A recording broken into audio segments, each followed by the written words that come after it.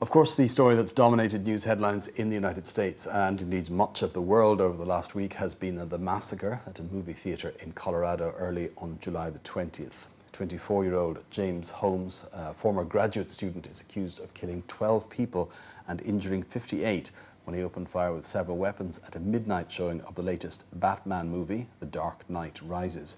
He was arrested outside the cinema.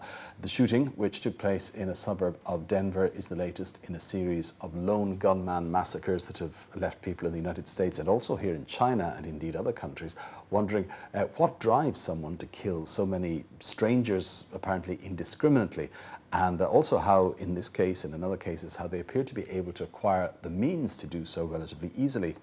Now, Chinese media have been covering the shootings closely, of course, and there's been much discussion about the events itself and the possible reasons behind it.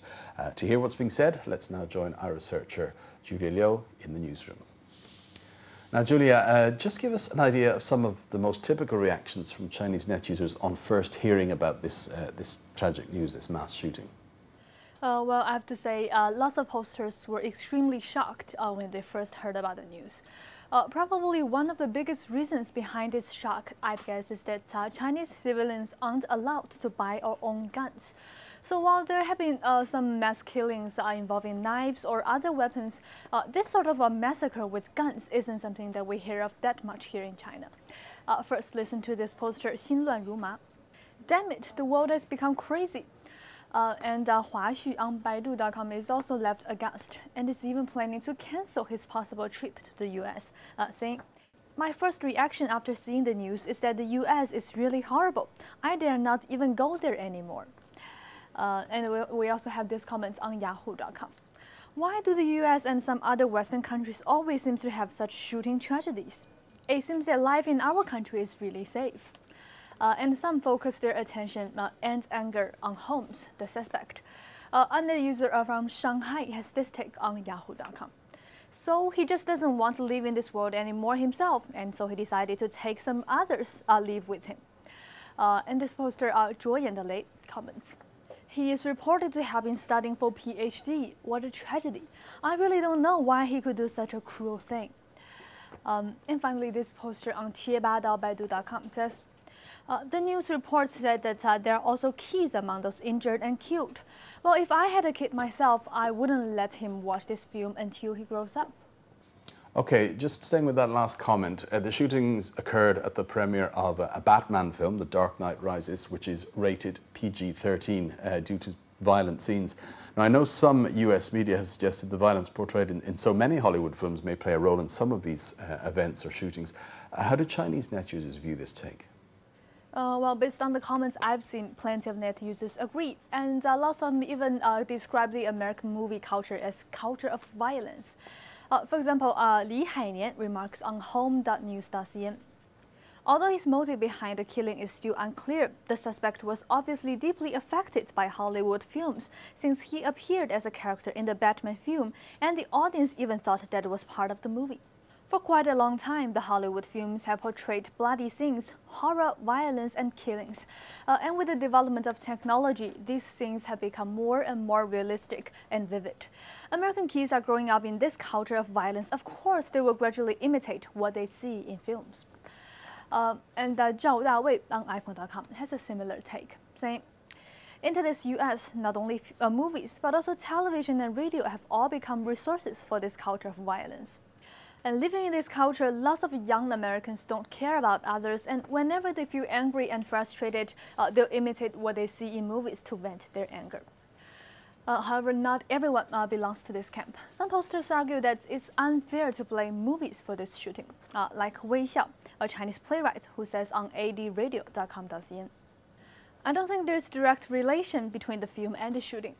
I believe audiences have their own independent judgment and ability to distinguish films from the real world." And Fan Xingang, a psychologist, agrees, saying on the same site, saying, "The tragedy is largely due to the unhealthy mind of the suspect himself rather than the film story." Okay, finally, Julia, as you mentioned earlier, such incidents are rare in China where owning a gun is almost impossible for a civilian, certainly legally anyway. What's being said about gun control, which seems is being debated in the US in the wake of this massacre again? How do Chinese net users feel about this aspect of the whole thing? Well, opinions clearly fall into two groups. For one group, allowing civilians to have guns is certainly a huge hazard to a society's safety and stability. For example, 纯粹汉语 has this conclusion. Let's face it, the gun, whether or not people have a right to own it, is used to kill. The American people are allowed to have guns, and that means everybody can become a killer and everybody can become a target. And this poster from Guangdong sees a wide aspect of this mindset, complaining on yahoo.com. The US is a country which worships violence.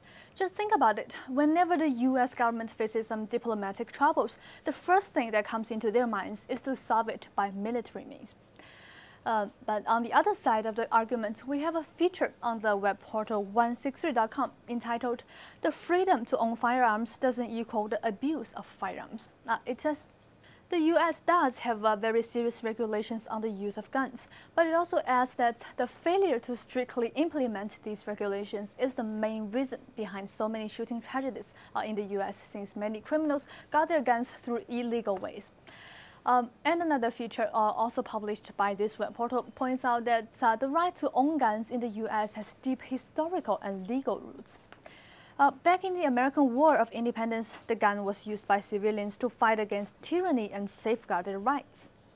And ever since it was put into the country's constitution, in lots of Americans' minds, the freedom to bear firearms has become the last shield to protect their rights. Finally, I'd like to share one notion mentioned by plenty of posters. That is, whatever the influence from on-screen violence or the relatively easy access to guns, what is definitely needed is more attention to those who suffer from psychological problems.